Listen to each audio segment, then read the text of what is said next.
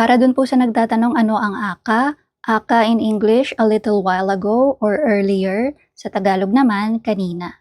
So it refers to something that already happened earlier today or not long ago. So nangyari yung isang bagay, pero within the day siya, no? Hindi pa lumilipas yung isang buong araw. Example, sasabihin mo, anong ginawa mo kanina?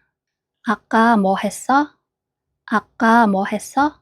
Tumawag ako kanina, bakit hindi ka sumagot? 아까 전화했는데 왜 안 받았어? 아까 전화했는데 왜 안 받았어? Sinabi ko na yan kanina. 아까 말했잖아. 아까 말했잖아.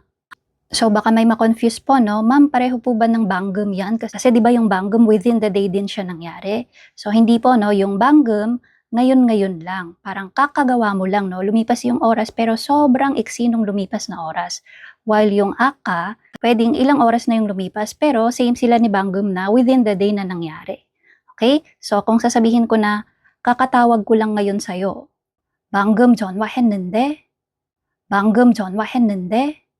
So, iba po yon kapag sinabi mong, tinawagan kita kanina. 아까 전화했는데? 아까 전화했는데? So, again, no, don't be confused with aka and 방금.